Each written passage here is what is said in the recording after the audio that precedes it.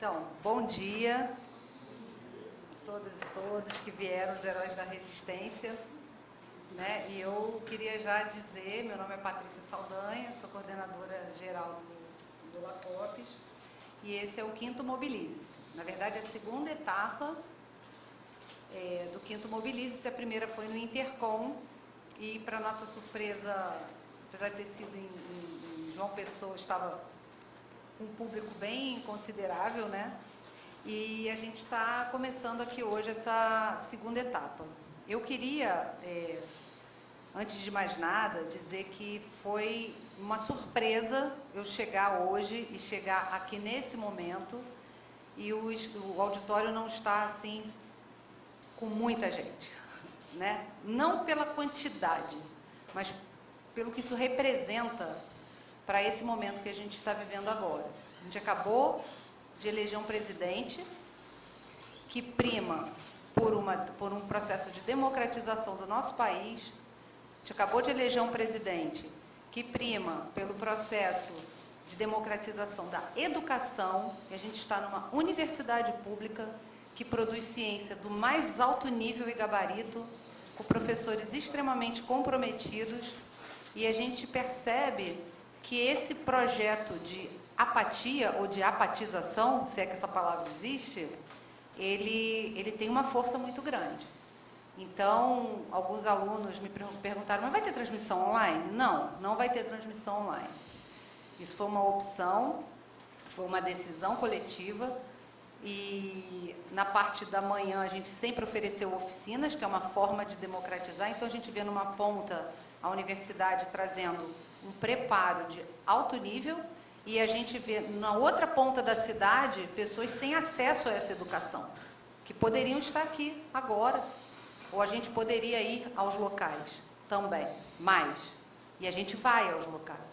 Então eu acho que deve ser um compromisso nosso não deixar esse projeto de esvaziamento da educação vencer.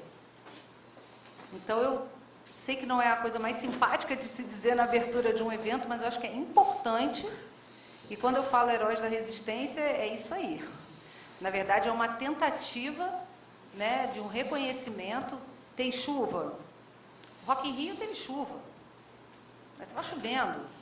Então, não é questão da chuva. É outra coisa. É um processo de esvaziamento político e de ocupação de uma universidade pública que precisa existir. A nossa existência, a gente está muito feliz, porque a gente tem essa vez um prisma colorido, que a gente teve uma impressora, a gente tem equipamento, a gente precisa das pessoas. A gente precisa dessa consciência política para que esse nosso projeto de mobilização realmente mobilize. Mobilize mais e mobilize melhor. Então, eu queria deixar aqui um desafio, né, para que a gente realmente, a gente tenha um projeto para 2023 e que a gente faça o nosso seminário interno aberto, que a gente costuma fazer o seminário interno internamente, né, mais fechado, mas com uma participação mais expressiva. Não é uma reclamação, não é uma cobrança, não é isso. O que eu estou colocando aqui é um momento importante para que a gente possa refletir sobre que projeto está com força, né? Qual projeto que tem força? Então, nós estamos aqui nesse espaço. Houve um esforço enorme de muitos professores e de muitos alunos, e acho assim, e acredito que esse espírito comunitário e coletivo, é urgente que ele prevaleça. É urgente que esse objetivo, que esse sentido, que esse comum prevaleça, né? Então, eu queria inicialmente me colocar dessa maneira. A gente tem mesas interessantíssimas à tarde. A gente vai ter uma mesa com influencers, com podcasters, vai ter também com MST presente. E no final da noite a gente tem uma palestra com um convidado internacional, que vai falar sobre polarização política e religião. Então, eu acho que é um tema do momento, e acho que é fundamental e importante que o mobilize mais. E isso não é um ponto e uma questão nem de quem organizou, nem de quem participou. Isso é uma questão de postura política de quem está na outra ponta. É fundamental. O corredor está cheio. Existe uma certa apatia. É culpa? Não. Mas isso precisa ser dito. Isso precisa ser dito e isso está sendo postado agora. Porque isso precisa se tornar público. Porque publicidade social é isso, é tornar algo público. É dar o acesso. E a gente convida para o debate. Isto posto, eu vou começar a apresentar aqui, eu vou passar a palavra para o Pablo e depois cada um vai fazer uma fala, mais ou menos, do que a gente pretende com o nosso projeto do LACOPS para 2023. Como todos sabem, e os que não sabem, a gente foi contemplado por um edital da FAPERJ. Eu queria fazer esse agradecimento à FAPERJ, que é o grupo de pesquisa emergente. Então, a gente recebeu um apoio para grupo de pesquisa emergente exatamente pelo trabalho que a gente realiza há muitos anos, e a gente, hoje em dia, tem uma estrutura mais sólida e que a gente pretende compartilhar com todo o universo universitário, e é isso. Então, eu vou passar a palavra para o Pablo e depois a gente volta. Eu volto aqui. Só mexer aí para voltar a imagem. Acho que dá um clique aí. Saiu lá embaixo. Não tenho a menor ideia. Bom, já vou conferir ali. Bom dia, todas e todos. Feliz estar aqui com vocês. Mais um Mobilize-se, né? O nosso 5º Mobilize-se. É o 4º que eu estou participando, né? Entrei no final de 2016, quando aconteceu o primeiro. 2017 já estava participando junto dos processos aí de organização. Esse tem um sentido, né, muitíssimo importante por ser o primeiro presencial, né, depois aí dos 2 anos de pandemia. A gente já fez uma primeira etapa presencial que aconteceu no Congresso da Intercom, que foi em João Pessoa. Né, assim, a gente tem feito isso desde 2020, ainda online, quando a gente começou a ter, né, uma primeira parte, né, do Mobilize dentro do Congresso Nacional da Intercom. E esse momento, ele traz uma série de desafios, né? Acho que a Paty, ela foi bastante feliz, consistente e contundente aí com a fala dela. Né? Assim, acho que realmente, o que inclusive tem uma contradição, né, e um desafio inerente ao próprio nome, né, do nosso encontro, que é Mobilize, que tem exatamente, né, além de ser um evento científico, a ideia, de fato, é mobilizar ideias, é articular e colocar em diálogo, né, os pesquisadores, as pesquisadoras e os movimentos sociais, os coletivos, as organizações populares. Né, esse é um sentido fundamental que tem aqui esse encontro. Né, então, mobilizar está dentro dessa tarefa, né, de mobilizar o comum, né, as possibilidades que a gente tem de articular aí simbolicamente a nossa existência, né, e encontrar formas de encontrar aí o comum, né, os nossos pontos de encontro, de intersecção, que possibilitam aí as grandes transformações, né, a comunicação emancipatória, né, politicamente bem fundamentada. E quero agradecer bastante aí o pessoal do GECOPS, que é o grupo de estudos do LACOPS, né, que esteve junto comigo aí para a gente trabalhar, inclusive galera aqui que está cobrindo, né, o evento, fazendo as fotos, fazendo filmagem, né, o pessoal do programa de pós-graduação em mídia e cotidiano também, né, estão em peso aqui, né, participando. E momento importante também para o nosso programa, né, no qual Paty, né, e eu estamos inseridos também. Né, a gente completa 10 anos esse ano, né, uma data importante, aí, uma década de programa de pós-graduação em mídia e cotidiano, né, construindo aí esse campo de estudos durante esse período todo. E nesse ano a gente teve também, né, a notícia muito feliz, né, de que subimos de nota, né, na avaliação da CAPES. Agora somos um programa nota 5, né, o que traz também, né, uma série de outras responsabilidades, né, agora sendo um programa na área da comunicação e informação nota 5, né, mas que nos deixa felizes aí também, né, para uma série de eventos também que estão acontecendo, né, no programa, que vão acontecer durante esse ano e também no próximo.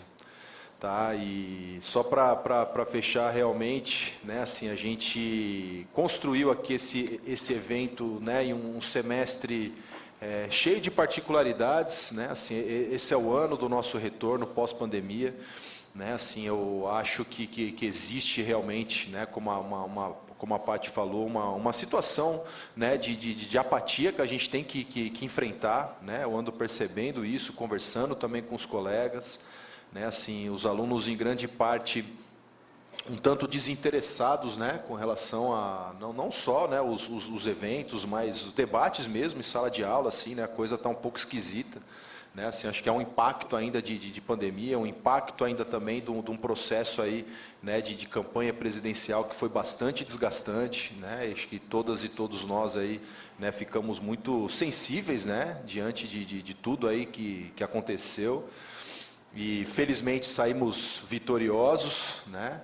A esperança, a democracia venceu, né, os fascistas. Né? Eu estava assistindo ontem lá o filme do 1985, Argentina, 1985, né, os fácios, né? Conseguimos afastar os fácios, e isso é importante. E acho que é importante que os nomes sejam dados às coisas, né? São fascistas mesmo. Né, e é importante que sejam enfrentados e que sejam superados. Né, e é isso, né, depois eu vou falar um pouco mais, né, para falar um pouco sobre a linha de pesquisa aqui, o debate sobre o comum que venho trabalhando. Sem alongar muito, a gente tem as oficinas programadas também, né, a gente já estamos aqui em 10h35, né, a ideia era começar às 10 horas, né, as oficinas. Eu acho que é isso, eu tinha até programado falar um pouco mais, eu nem vou falar muito não, vou falar muito rapidamente mesmo, assim, e que eu acho que é isso, é mais a gente fazer essa abertura mesmo aqui, dar essas boas-vindas a vocês, né, o fundamental aí na parte da manhã, depois eu não sei se vocês já estão inscritos aí, né, mas já que comecei a falar, só para já adiantar, a gente vai ter aqui no Interartes mesmo, a oficina com a Renata Tarrio, que é nossa doutoranda no PPGMC, que vai fazer uma oficina aí sensacional sobre o uso de ferramentas do mercado digital para a produção científica. No Lab Info 1, a gente vai ter com a Priscila Seixas, né, que conhece demais aí desse assunto, né, que é a elaboração de projetos culturais de leis de incentivo fiscais e editais públicos. Né, assim, bastante interessante para todo mundo que pretende atuar nessa área, ou conhecer um pouco mais, né, sobre participação em editais públicos. E também eu vou dar uma oficina sobre teorias e práticas pedagógicas em competência crítica e mídia e informação, né, que é uma oficina pensada principalmente aí para professores, né, de escola básica, mas que pode interessar aí todo mundo. Né, e a minha vai ser no Lab Info 2. Tá bom? Depois aí participem disso também. Valeu, gente, pela presença aí no nosso 5º Mobilize-se.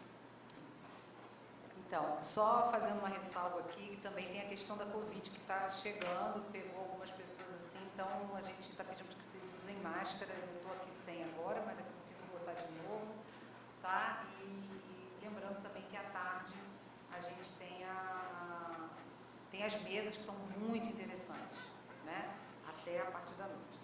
Então eu vou também ser mais breve, porque eu tinha pensado, a ideia aqui era a gente trazer a mesma fala que a gente fez no Intercom, Mobilize-se Intercom, e trazer para cá. Mas eu acho que de repente a gente pode, já que a programação foi refeita aqui, né? Eu vou falar muito brevemente sobre essa questão da linha de pesquisa e já encaminhar para o que a gente pretende em 2023. Vai ser bem breve, né? Nem vou passar todos os slides, nada disso não. Eu vou, quer dizer, o LACOPES, ele já está assim, reconhecidamente, né, funcionando desde 2014. A gente hoje em dia tem um grupo, a gente é formado por egressos, alunos de graduação, de pós-graduação. Recentemente, uma entrada bem grande de pessoas, de participantes dos movimentos sociais. e inclusive a gente já tem um trabalho, já começou a traçar um trabalho também com o MST, que o Pablo convidou, mas a gente já vinha trabalhando com caravelas, com projetos, a gente fez até projeto em São Tomé, né, que a gente já iniciou, mas, enfim. O nosso corpo docente, ele é formado por 6 professores, sendo que 4 são mais ativos, que somos nós 4, porque nós somos professores da UF, então sempre essa estrutura fica mais fácil da gente articular, né? Então, aqui é o Pablo, eu, Andréia, Rômulo, mas a gente também tem a presença da Tati Mendes, que está fazendo agora exame, teste para Covid, se está com Covid ou não, e a Suelen Aguiar. Está com Covid? Está. Putz. Está com Covid. E também a Suelen Aguiar, que teve uma questão pessoal, que está resolvendo. Então, na verdade, a estrutura do nosso laboratório, ela é dividida em... Peraí, deixa eu só... Ela é dividida em 6 coordenações, né? Então, tem uma coordenação de planejamento estratégico, de como que a gente vai se situar, né, com as agências de fomento e o que a gente pretende pedagogicamente com o nosso laboratório, a coordenação pedagógica, de planejamento pedagógico, que é com o Pablo, e que a gente pensa as linhas de pesquisa, a gente pensa assim, novos aportes teóricos, todo mundo faz tudo, mas existe assim uma distribuição, né? A coordenação jornalística com a Tatiane Mendes, que está infelizmente agora com Covid, coordenação imagética, que é com o Rômulo, que ele está agora cuidando do acervo, da memória, e ele vai explicar um pouquinho como é que ele vai organizar isso para 2023. A coordenação de direção de arte com a professora Andréa Rex, que está aqui também, que depois vai falar um pouquinho, e uma comunicação institucional, que a Suelen Aguiar está entrando ainda no ritmo, né? E ela está vindo com a gente para essa nova proposta. A publicidade social e o Lacopes, a gente tem essa linha aqui de pensamento, que é uma comunicação contra-hegemônica, é uma comunicação que envolve a sociedade civil no processo. Então, a gente faz muitos projetos, e esses projetos são muito reais, e a construção é coletiva, né? Então, isso que é o mais importante. E teve até um professor do FRJ que perguntou, mas sempre dá certo, assim?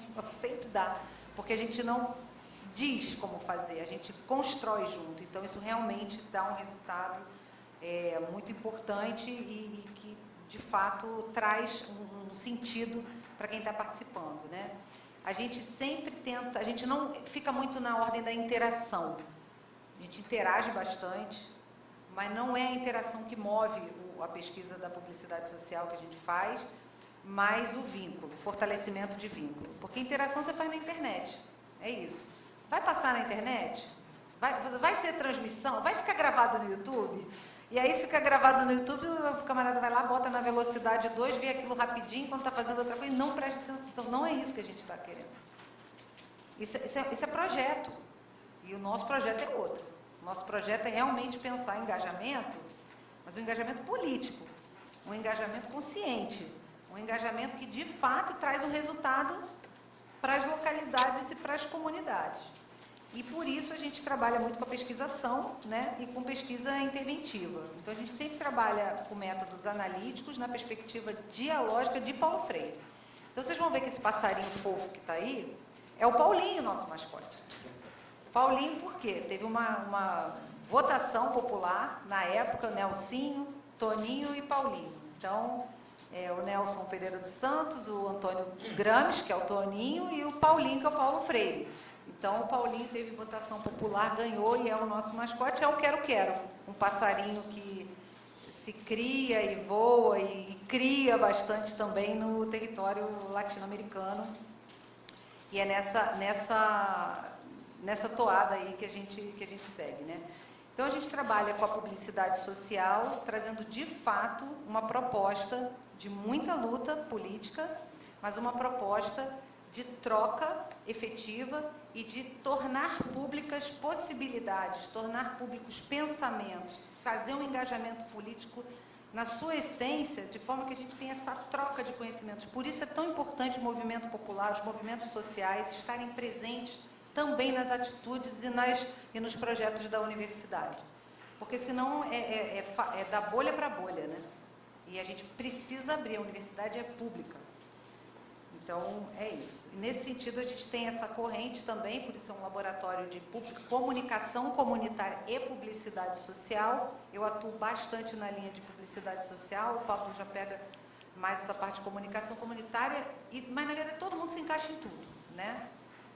Porque a gente trabalha junto. Um dos grandes aprendizados que a gente teve, assim, das grandes construções coletivas que a gente fez, foi um mapa epistemológico da publicidade social que já tem tido reconhecimento em diversos lugares do mundo. Não estou falando só de Brasil, estou falando só dos eventos do Brasil.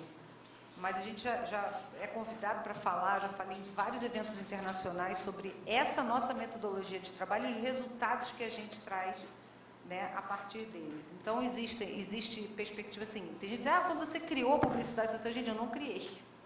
Eu não inventei o conceito. Na verdade, o que a gente fez foi tentar pensar esse conceito de acordo com a nossa realidade e a realidade latino-americana, né? Então, existe a publicidade social que começa nos Estados Unidos, no período entre guerras, e principalmente pós-Segunda Guerra Mundial, é ali que começa a questão da publicidade social, né? Só que esse conceito tem sido pensado na Colômbia, no México, Portugal, na Espanha, nos Estados Unidos, em diversos países. E a gente tem realmente um destaque, porque a gente apresenta resultado. Por que a gente apresenta resultado? Porque a gente não se basta na interação. Não é a internet, não é também, mas não é só isso. Mas o trabalho da gente se pauta na vinculação, na produção de sentido a partir de quem está no protagonismo, né? Que não é um ou outro, mas um trabalho coletivo. Então, assim, a ideia central foi insistir, a gente não insistir em reproduzir o norte global na realidade latina. A gente porque tem vertentes de publicidade social no Brasil que, de fato, seguem essa linha tecnicista norte-americana. Não é a nossa intenção, não é a nossa metodologia, não é a nossa prática, né? A nossa prática é não cair nessa cilada aqui, como diz o Barbero, que é estar falsificando a vida para que caiba no modelo. Não é isso que a gente faz. A gente vai para o local, conversa com as pessoas, procura, pede informação, troca e realmente os projetos são muito bons. Um dos pontos que eu abri aqui a fala, que eu acho que é um ponto importante, é a gente trazer essa questão da mediatização. Eu acho que esse que é o ponto, eu já vou começar a encerrar aqui a minha fala. Não vou entrar muito no detalhe da mediatização, né, porque a gente combinou aqui uma fala rápida, mas a gente entende mediatização como um processo de difusão. Eu sou ruim dessas coisas. A gente entende a mediatização como um processo de difusão, atravessamento e impacto dos sentidos produzido pelos meios de comunicação nos espaços sociais contemporâneos, através dos enlaces teóricos latino-americanos, a partir do compartilhamento do comum. Então, esse é um ponto. Que comum nós queremos para a nossa vida a partir de agora? A gente está resgatando uma possibilidade política de inserção no mundo e na vida. Que comum vai conduzir a gente? O comum da apatia? O comum daquele que cede? Ou o comum daquele que luta? Daquele que quer um espaço, daquele que quer a voz, né? Qual comum a gente quer? Então, a partir daí, eu acho que uma das perspectivas de entender mediatização é entender mídia não enquanto meio de comunicação, mas enquanto meio de produção de sentido. O que está sendo dito a partir daquele comercial? O que está sendo dito a partir daquele roteiro de telenovela? O que está sendo dito na entrelinha daquele jornal? O que está sendo dito ali? Então, a gente percebe que o próprio entendimento de mediação do norte global, desses pesquisadores norte globais, que tem todo sentido para quem mora lá, né? A mediação é técnica, é uma mediação feita por computador. Então, isso facilitou a minha vida. Eu estou aqui fazendo um trabalho mediado por computador, né? A mediação que a gente está trabalhando aqui é uma mediação que tem um enfoque sociocultural. Esse que é o ponto. no âmbito, é um espaço entre o emissor, é no espaço entre o emissor e o receptor da mensagem, é naquele espaço de cultura que existe uma ebulição de produção de sentido, e aquele sentido que impacta em quem está inserido naquela ambiência, né? O que a mediatização é? O processo que atravessa. É isso. Então, a gente precisa estar preparado, criticamente, para entender que tipo de comum tem sido produzido, que tem atravessado o nosso cotidiano, para que a gente embarque nessas ciladas que parecem divertidas, que parecem... Pô, TikTok é a coisa mais divertida. Quem que está dominando o TikTok? Extrema-direita. Tem uma participação enorme lá. Está lá o camarada fazendo dancinha, já que o Pablo nomeou tão contundentemente. Ele parece simpático, mas o que vem com ele? O que vem é onde que isso se reflete? Qual o resultado que isso traz para o nosso cotidiano? Eu acho que isso precisa ser pensado.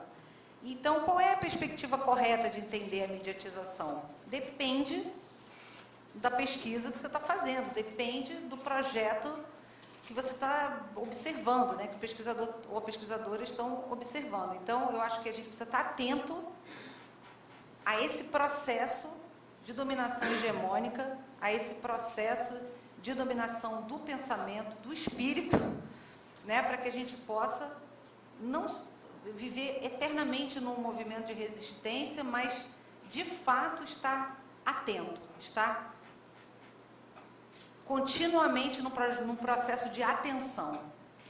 Uma vez a Renata Souza falou, na época de campanha, eleição passada, né, ela disse assim, eles não dormem, eles não cansam.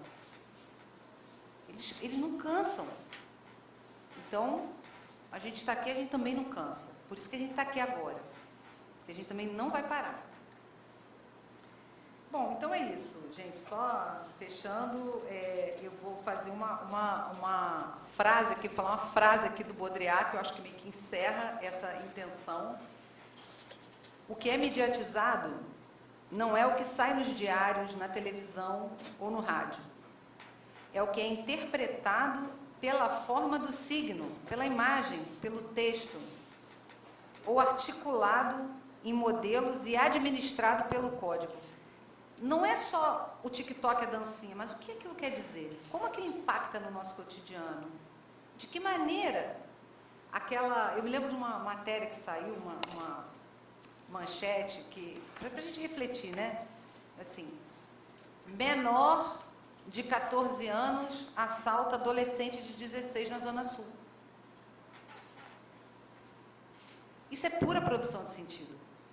Menor de 14 anos assalta adolescente de 16 anos na Zona Sul. Então, a gente precisa ficar atento a isso.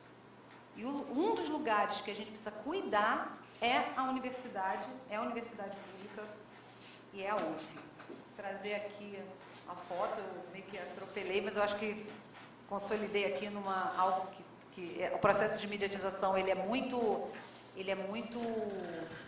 bom, muito competente, muito eficaz, e ele é muito agradável. Então, essas mensagens agradáveis, a gente realmente, e extremamente divertidas, a gente precisa ficar atento de qual é o fundo, qual é a ideia, o que está sendo mediatizado, o que está sendo atravessado, qual o sentido que atravessa o nosso dia a dia, o nosso cotidiano. Então é isso, passar a palavra para o Pablo. Desculpa aí falar tão rápido de um assunto assim, mas eu pulei vários slides aqui para dar tempo dos minutos. Então é isso. Valeu, Paty. Vou só falar rapidamente algumas contribuições para esse debate sobre o comum. Né? Como o Paty comentou, no ano passado, a gente fez um processo de credenciamento no laboratório, né? E foi quando foi proposta uma outra linha de pesquisa, né? que eu propus a partir do que venho desenvolvendo, né? E contribuindo no campo científico, na comunicação, a partir do LACOPS e também em outras frentes. Então, debatendo principalmente a noção do engajamento com o comum, né, numa perspectiva de construção de uma hegemonia popular, né? E a minha proposta de engajamento, eu vou entender esse conceito, né, como a vinculação, né, esse conceito central para as teorias da comunicação proposto, né, pelo Muniz Sodré, né, a maneira como a gente articula, né, a nossa existência cotidianamente, o nosso sentido, né, de ser, né, seja numa perspectiva política transformadora, seja numa perspectiva hegemônica, né, a minha mirada é numa perspectiva de comunicação e de cultura popular, né? Então, como a vinculação social, afetiva, né? Ou seja, aquilo que mexe também com os afetos, e gustativa, né? De um sujeito, de uma pessoa com determinada ideologia, né? Então, dessa maneira, o conceito de engajamento ele vai aparecer como a dimensão comunicacional e sensível que atua na construção da hegemonia, que atua na construção de um projeto de poder, né? Seja para sustentar esse projeto de classe que temos hoje, que é hegemônico, né, com a liderança, né, da burguesia, seja para possibilitar a construção de uma outra hegemonia, né? Então, nesse sentido, o engajamento ele não tem a priori, né, uma noção valorativa, né? Ele vai ter dentro do processo de luta. O engajamento pode tanto servir, né, a cultura ou as práticas dominantes, como fala o Raymond Williams, ou servir também para a construção de práticas alternativas ou de oposição, também seguindo aí o cabedal teórico proposto pelo Raymond Williams. E a noção do comum, né, assim, eu vou trabalhar principalmente a ideia do comum a partir também do Muniz Sodré, né, como núcleo epistêmico da comunicação, né, como algo que articula a comunicação, a noção do agir em comum, né, e interessante também que agir em comum é a maneira também como outros autores que são fundamentais para debater o comum, que é Dardot e Laval, vão entender a noção de engajamento, né? Para Dardot e Laval também engajamento se constrói no agir em comum, né? Ou seja, também num processo comunicativo. Então é o comum, tanto como princípio epistêmico, núcleo epistêmico da comunicação, como princípio político de transformação social. Né? E aí vou propor, e aí até convido quem tiver interessado sobre o tema depois ler, né? Tem um artigo que eu apresentei no Congresso da Compós desse ano, chamado Engajamento com o Comum e Disputas por Hegemonia. Eu vou propor uma linha, né, de categorização desses conceitos e níveis do comum, né? E aí eu vou propor 4 níveis, né, de luta pelo comum: comum natural, que tem a ver realmente com os recursos naturais, com a natureza, com o meio ambiente, né? O comum do conhecimento, existe uma série de lutas específicas sobre o comum do conhecimento, que envolve a apropriação da tecnologia, a apropriação também dos recursos tecnológicos, né? Então, em grande escala, isso envolve um grande debate, por exemplo, sobre copyright, né, os direitos de propriedade autoral, e copyleft, né, que defende a abertura dos dados, a abertura dos softwares, do desenvolvimento tecnológico. Né, o comum cultural, muito em diálogo também com o Raymond Williams, e que está ligado, em última instância, a esse desafio que a gente tem nos processos políticos de construir a unidade, né, dentro da diversidade, considerando que a diversidade faz parte, que ela é saudável, né, mas que é importante, numa perspectiva de luta pelo comum, haver a unidade na diversidade. E, por fim, o comum político, que está ligado, de fato, né, mais diretamente aí aos movimentos sociais, né, historicamente, todos os processos aí de luta anticapitalista, né, e mais especificamente de 30 anos para cá, dentro de um contexto de movimentos altermundialistas, de Fórum Social Mundial, em que há todo um debate político de luta e disputa pelo comum. Né? Então é isso, né? Assim, espero aí que vocês curtam também as mesas, né, da tarde, que vão passar, né, um pouco por esses debates, por esses temas, né, e que depois, quem tiver interesse aí, leiam também um pouco aí essas produções que a gente vem fazendo, discutindo esses conceitos. Então, vou meter aqui, vou passar para o Romulo. E muito importante também da gente, a proposta que a gente tem agora é de organizar em 2023 o laboratório, fazer uma nova abertura, provavelmente o Pablo vai fazer uma nova chamada, consolidar quem ficou realmente esse ano, participou dos debates no projeto do CNPq, e a gente pretende fazer um livro também. Isso é um desafio que a gente está aí no projeto, porque para dar uma posição epistemológica, para a gente se posicionar epistemologicamente em relação à publicidade social em termos globais. É assim que a gente se posiciona aqui no Brasil. Então, vai ser uma... A gente ainda está decidindo como é que vai chamar, mas a gente vai chamar de um nome bem bem contundente. Então, a ideia agora é a gente se organizar em 2023, né? E aí vou passar a palavra para o Rômulo para que ele apresente o que ele pretende em relação à imagem, à organização de imagem. Que agora a gente está... Estão me escutando bem? Gente, bom dia para todos. Meu nome é Rômulo Correia, sou professor de fotografia daqui do curso de jornalismo. E há 3 anos eu faço parte do LACOPS, recebi esse super convite da Patrícia e fui super bem aceito pelo Pablo, por todos, né?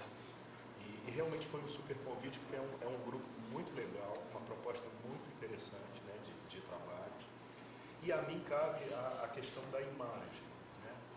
Eu acho que tem, pelo menos até agora, duas atividades assim bem específicas. Uma da própria documentação mesmo, né? Documentação, como eles estão fazendo aqui agora, documentação fotográfica, videográfica, né? E também as atividades onde a gente se relaciona direto com a sociedade civil, né? Eu participei de um desses projetos, que foi o projeto Moldando o Futuro, né? Era um projeto junto aos oleiros da Boraí. Esse projeto surgiu a partir de um TCC, né, da aluna Bia, que foi orientada pelo Pablo, e ali se detectou, né, que os oleiros precisavam de outra possibilidade de comercialização das suas peças, além da tradicional, através dos comerciantes de Itaboraí, etc. Então, todo o projeto envolveu a construção de um site para que eles pudessem comercializar as peças deles, ter outra forma de comercialização, né, fora que eles já tinham. Né? E para isso foram feitas diversas oficinas de comunicação. Pablo fez redação publicitária, né? Patrícia fez planejamento, eu acho. A mim coube a parte de fotografia, que era fundamental dentro desse site, porque como que você vai comprar uma peça se você não consegue ver a peça? Né? E essas peças também, como catálogo de vendas, né, elas tinham que ter aquela carinha bem comercial, com fundo infinito branco, com valorização das peças e tudo. Né? E o LACOPS tem uma coisa muito legal, que é trabalhar com as ferramentas que eles próprios possuem. Né? Então, quer dizer, não adiantava a gente chegar lá com super câmeras, fazer as fotos, e eles não puderem, eles não poderem dar continuidade a esse processo. Né? Então, toda a estruturação da oficina foi feita com equipamentos, né, instrumentos que eles tivessem acesso, que fosse de fácil acesso. Né? Então, assim, todas as fotos foram feitas com celular. Eu bolei um estúdio fotográfico feito com caixa de papelão, que desse essa impressão de fundo infinito. Né? Então, as peças foram fotografadas dessa forma. Né? O que eu acho legal do LACOPS é a autonomia, né, do sujeito, né? E a possibilidade dele seguir, né, sem a dependência da gente diretamente. Né? Então, assim, foi muito interessante, é muito legal como professor universitário você ter outros públicos também para atuar, né? Acho que só nos fortalece como professores. Né? Essa troca direta também com eles é muito legal para a gente e tudo. Enfim, tem esse projeto, eu espero que em breve a gente tenha um outro projeto direto ligado à sociedade civil e tal.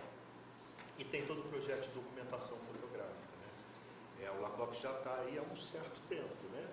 Quanto tempo? De 2014, quer dizer, já temos aí 8 anos, né, de atividades e tudo. E uma produção muito grande de imagens, né, não só fotográficas, mas de vídeo, como também artes. Né? A atuação do LACOPS, às vezes, na rede com arte, a Antônio fez muitas artes do LACOPS e tal.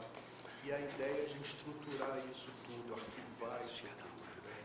Para ter esse repositório aí, né? Do que o LACOPS produziu ao longo dos tempos. Né? E a ideia para 2023 é organizar essas imagens todas, deixá-las acessíveis, né? Mas ao mesmo tempo também participar de outros projetos diretamente com a sociedade civil. E é isso, minha gente, tá? Sejam bem-vindos, boas oficinas, tá? Aproveitem aí o Mobilize-se. Obrigada, Rômulo. Vou passar para a Andréia, que agora ela vai falar da parte da direção de arte, de toda a novidade que ela vai trazer em 2023. Pode pegar isso aqui. Gente, bom dia. Obrigada a vocês que vieram aqui, né? Tô falando, tá? Não, mas Não tá saindo? Vai. Vai? Então tá. Obrigada a vocês que estão aqui. Eu acredito que não só é uma questão do digital, um momento mais apático, né, assim, da universidade, que é esse retorno da pandemia, né, do ensino remoto, eu acho que não só isso, a gente pegou também um momento aí, né, acabaram as eleições, como ela falou, né, tá todo mundo desgastado, feliz, mas desgastado, cansado, muita emoção, e acredito que muitos emendaram esse feriado também. Porque lá no Intercom estava bem mais animado e foi bem distante, né? Levar as pessoas para Paraíba é bem mais difícil. E foi, até aqui, quem não deixa me dizer, foi muito legal, né? O encontro, muito divertido. E é uma pena que os alunos não estejam aqui, espero que apareçam ainda aí para participar das mesas, que vão ser bem legais também, das oficinas, que são bem interessantes. Mas, assim, eu tenho muito aqui, sempre falo isso, agradecer. Principalmente essa decisão que eu fiz, que o Rômulo fez há pouco tempo, de largar o mercado, de pedir as contas numa faculdade privada, que é a SPM, que é uma faculdade excelente também e tal, para me dedicar ao UF. Porque eu sentia que eu não conseguia me dedicar direito a projetos que eu estava apaixonada, assim. Então, assim, eu tenho um agradecimento a esse grupo, assim como eu sempre falo, cito também o REC, né, que está ali, o Nery, foram os dois grupos que me fizeram gostar de verdade daqui da faculdade. Porque a minha formação, eu sou Andréa Exner, né, sou professora daqui de comunicação visual digital, linguagem publicitária. Minha formação é designer, sou formada em desenho industrial, em programação visual, comunicação visual. Adoro o que eu faço, sempre trabalhei ou em editora ou em agência de publicidade. Mas sempre eu comento isso, né, que trabalhar com designer me faz muito feliz. Porque o designer tem a questão da forma, da função, né, e de uma preocupação muito assim com o lado humano, da acessibilidade, da ergonomia, da usabilidade. Então, ela sempre é centrada no humano, né? E a publicidade era uma coisa para mim muito fria, muito efêmera, muito vazia, sabe? Porque era muito comercial demais. Então, eu trabalhava assim, fazendo capas e vendendo remédio e pensando no retorno financeiro disso. É assim, um sentido muito pouco para mim isso. Quando eu cheguei aqui e conheci esses grupos, eu comecei a poder ter o tal do debate crítico em relação à nossa própria função, né? Tanto no trabalho quanto dentro da universidade. E eu acho assim, esse grupo maravilhoso e o REC idem, assim, foram duas... eu hoje estou mais no Lacopes mesmo, não dá para se dedicar a tudo, pedi um tempo para o REC, mas o Lacopes tem a questão do fazer, né, da produção, e eu estou podendo trabalhar isso junto com alunos, então se tiver alguém interessado, tem pouca gente aqui, mas eu sempre divulgo isso para meus alunos, já tem vários alunos interessados, de somar, né, isso tanto ao debate quanto às ações do grupo, que eu acho exatamente a construção de vínculos, é maior do que a interatividade, é mais importante, e é lindo esse projeto. Eu estou ao mesmo tempo que o Rômulo, pouco antes da pandemia. Dentro da pandemia veio esse Moldando o Futuro, que foi um projeto que depois também teve não sei o que, das artes, Itaboraí das Artes, projetos lindos, que são para capacitar, né, pessoas e para fazer com que eles divulguem, né, então tornem público aquilo que eles já fazem, né, e dar voz a essas pessoas maior. E isso eu vou tentando sempre agregar com a minha experiência, né, que é essa de designer, da linguagem publicitária, e somando, sempre tentando trazer os alunos. Então, eu estou aqui mais para agradecer, dar boas-vindas e participar com o que eu puder hoje, né? Hoje eu não faço oficina, não falo em debate, mas vou assistir ainda muita coisa também, o quanto eu puder. E é isso, gente. Acho que eu falei. Não sei se tem mais... dos projetos? Dos projetos para esse ano. Então, a gente está com... Eu estou tanto até, não só no grupo, todos os projetos que a gente pegar, eu tenho participado sempre, como eu posso, de todos, e eu ainda estou somando as disciplinas para que elas tenham uma carga horária de extensão também. Então, a gente também trazer isso, né? Projetos voltados para a comunidade, para a própria UF, né? Mas trabalhando sempre junto com os alunos, então eles entenderem o processo tanto de produção quanto qual é a função daquilo e participar e estar junto. E eu vou continuar fazendo isso aqui, não sei se faltou falar alguma coisa, mas Eu posso completar. Tá, então.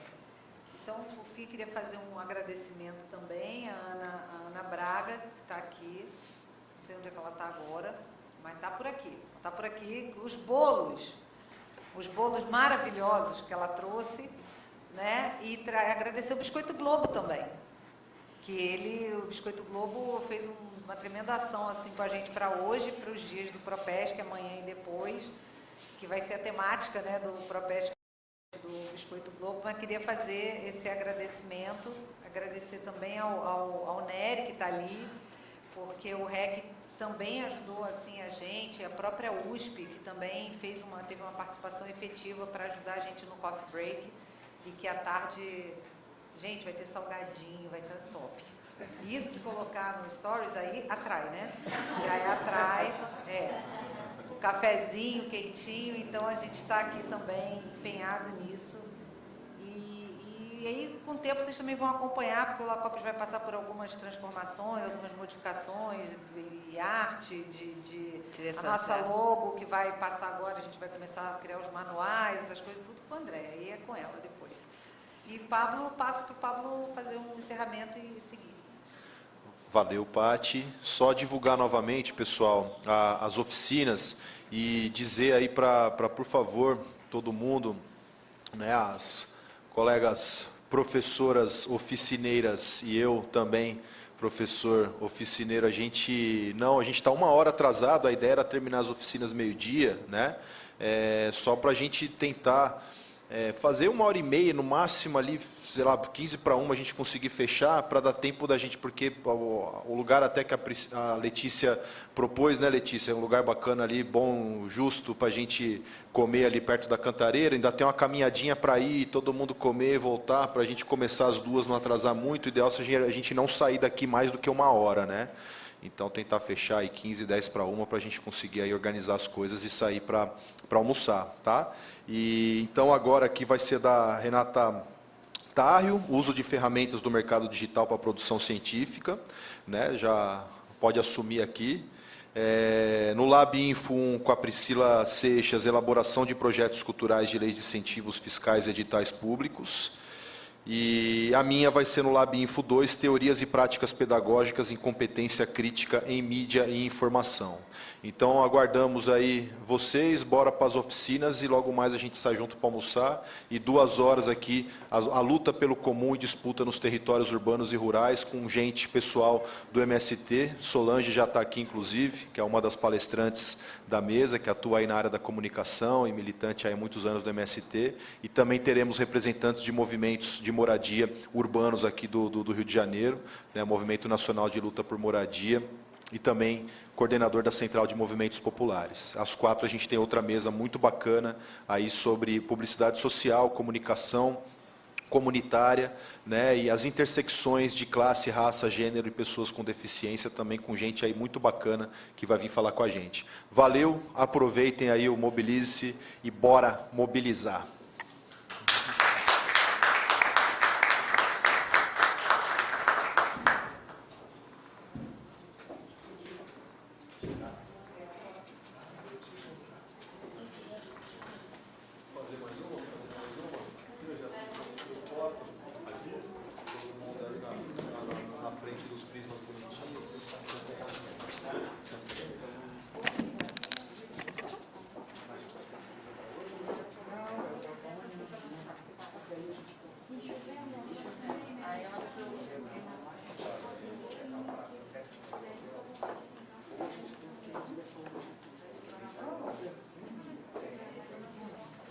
Sucesso aí a cobertura, realmente se sentir importante.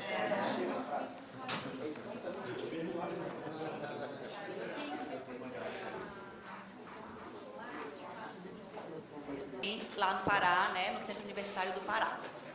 Então, assim, eu percorri uma jornada acadêmica muito intensa, quase toda ela emendada, uma na outra, que já faz, enfim, mais de 15 anos, né, nessa estrada. Eu não passei aqui.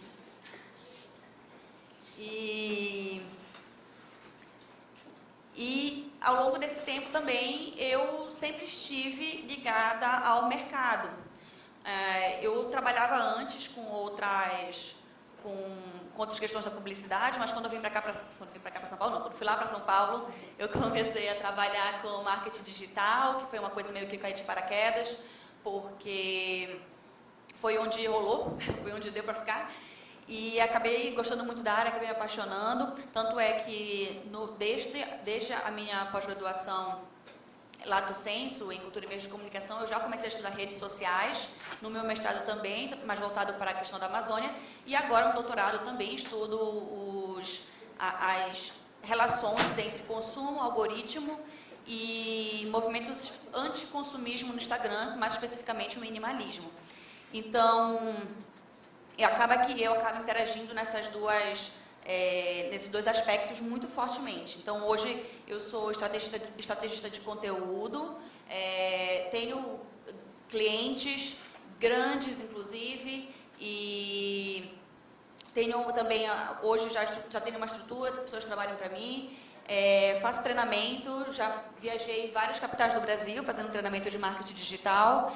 E então, acabei, apesar de não gostar muito desse título, porque eu acho ele muito problemático do ponto de vista social, eu sou uma empreendedora. Né? Então, essa basicamente é o que me trouxe até aqui.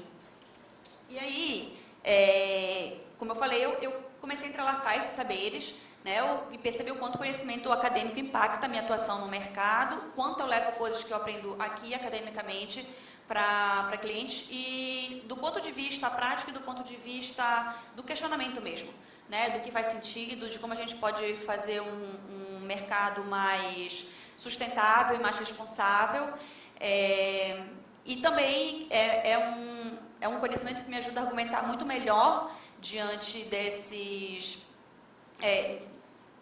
pontos de contato no mercado, me permite criticar, questionar, buscar soluções.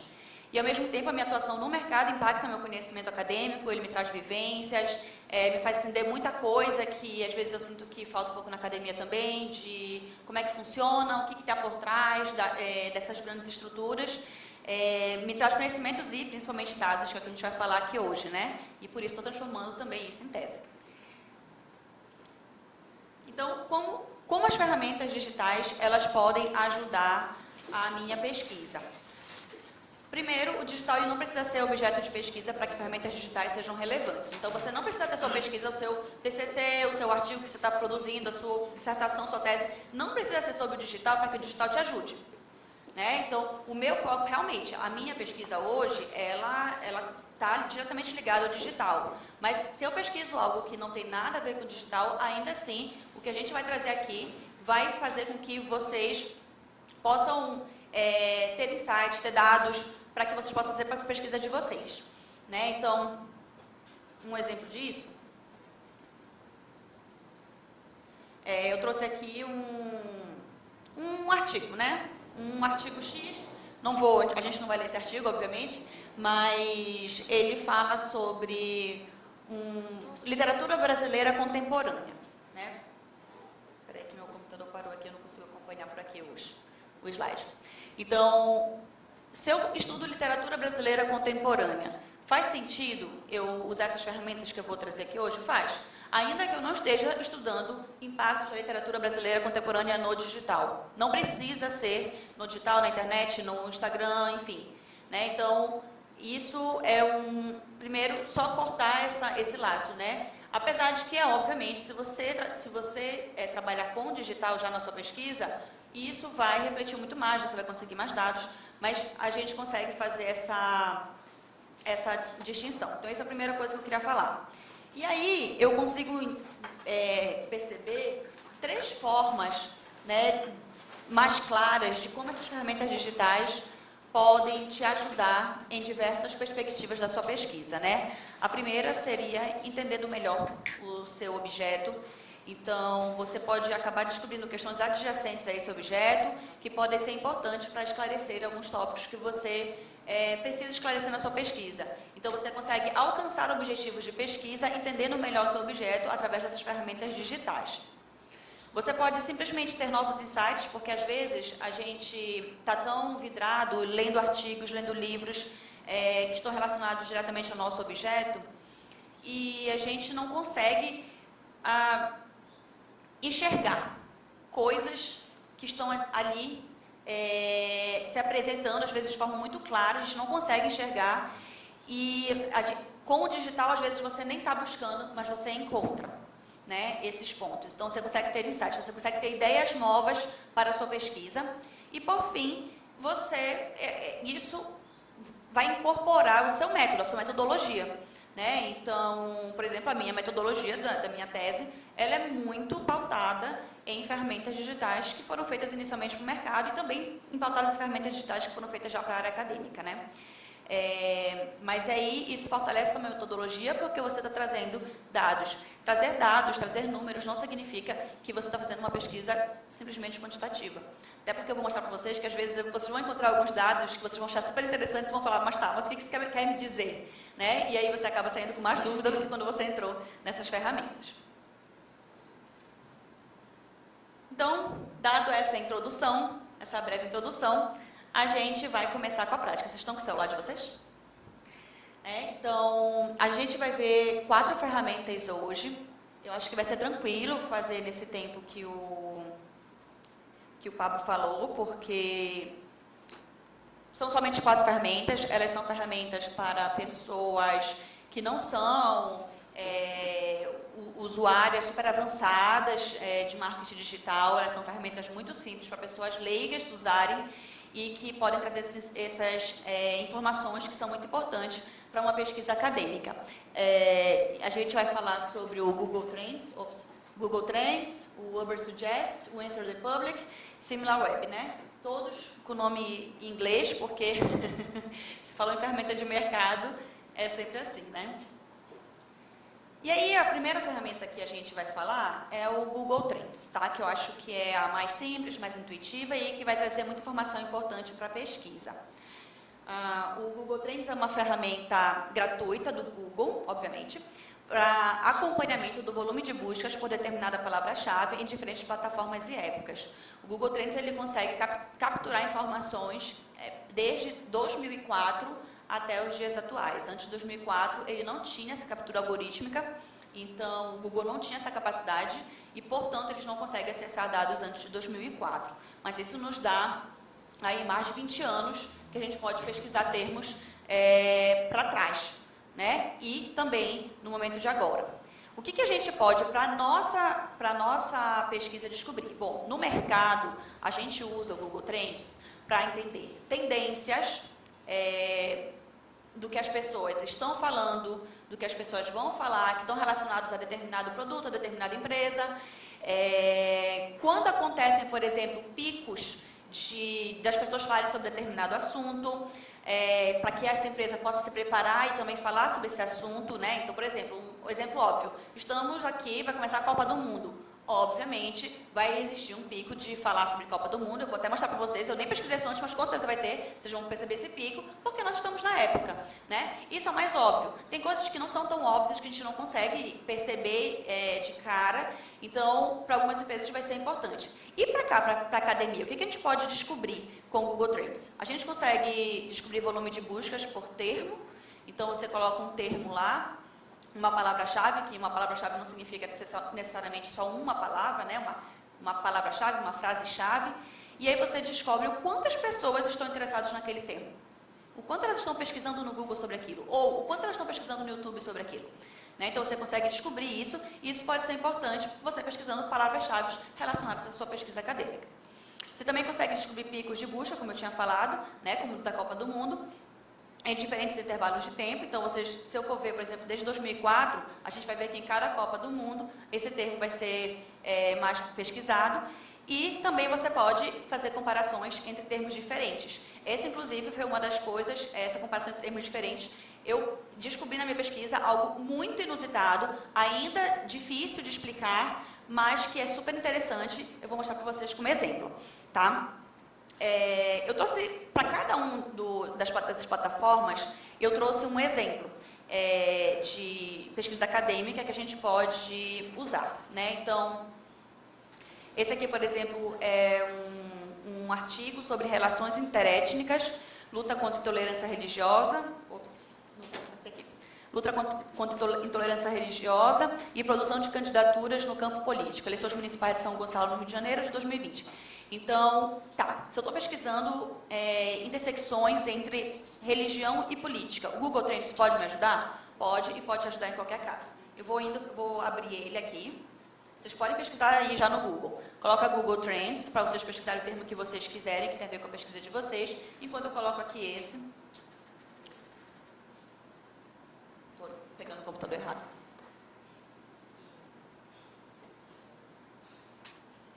Para vocês darem uma olhada em como é que funciona.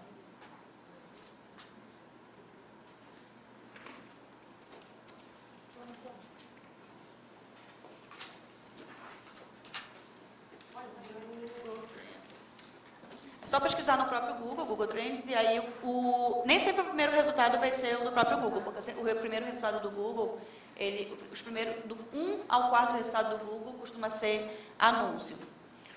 Então, esse aqui, no caso, foi o segundo resultado.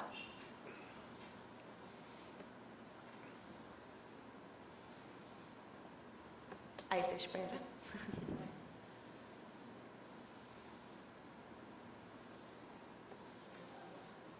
O Google Trends, ele tem essa carinha aqui, e ele já traz esse convite, né? Veja o que o mundo está pesquisando. E aí ele mostra aqui, vou só passar aqui para vocês darem uma olhada, né? Então, por exemplo, ele está colocando aqui a comparação entre busca por Taylor Swift e Kim Kardashian nos Estados Unidos. Os Estados Unidos inteiro, todos os estados dos Estados Unidos estão pesquisando mais por Taylor Swift, né, do que por Kim Kardashian. Pode falar. O quê? Ela lançou a turnê ontem, né? Na verdade, ela já estava um burburinho sobre ela antes, eu tinha aberto o Google Trends, que era por conta da turnê lançada. Ó, a Copa do Mundo, que eu tinha dado como exemplo. A Copa do Mundo, ela está sendo interesse do mundo inteiro. Então, eles colocam aqui um mapa mundial, o verdinho aqui, sobre quem está pesquisando nos últimos 7 dias, e basicamente é todo mundo, né? Ele mostra esse aqui também, esse dado, por exemplo, das eleições de 2022. Então, ele faz uma análise comparativa sobre interesse entre Lula e Jair Bolsonaro, isso aqui só nas últimas 24 horas. Nas últimas 24 horas, né, houve um interesse maior de pesquisa por Lula e menor por Bolsonaro, depois isso se entrecruzou e agora, não estou enxergando direito, quais são, tá aqui. Santa Catarina, Rio Grande do Sul, geralmente acontece, parece uma listinha aqui que eu não sei porque não está aparecendo com esses estados, tá? Mas o que está em azul mais forte é o que está sendo mais procurado. E aí, quando a gente faz a comparação entre minimalismo e minimalista, eu comecei a perceber que as pessoas estavam procurando, quando procuram por minimalismo, elas estão procurando para saber sobre o movimento. O que é o minimalismo? Só que quando elas estão procurando por minimalista, elas estão procurando por produtos.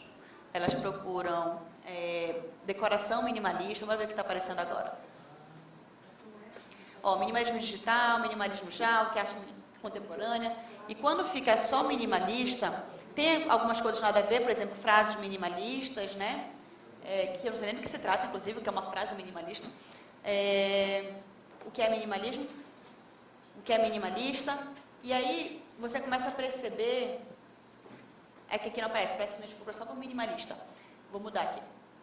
Aí você começa a perceber que o que aparece geralmente, tatuagem minimalista, decoração minimalista,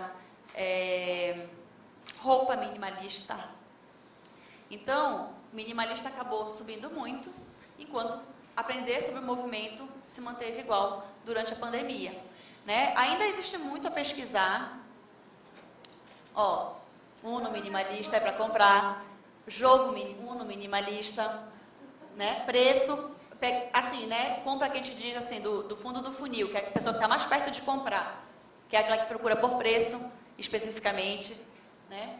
Então, eu tive vários desses achados. Gabinete minimalista. É uma categoria. Exato. E aí, isso para mim, para minha pesquisa é muito importante. .gov.br. Não, só quero esse. Pronto. Então, ele vai mostrar aqui, ó, o total de visitas em cada um deles. Então, por exemplo, de agosto de 2022 a outubro de 2022, o site do que o do Butantan. A mesma coisa, esse aqui é a distribuição. Então, como foi no desktop quanto foi no celular? Então, as pessoas estão procurando nos dois sites, mais da metade estão procurando no celular. 51% do governo, no Ministério da Saúde, e 66% no Butantan. Aí aqui ele vai mostrar engajamento, visitas mensais, 9 milhões, né, de visitas, visitas ao longo do tempo, os principais países que estão pesquisando, né, faz todo sentido ser o Brasil, os canais de marketing,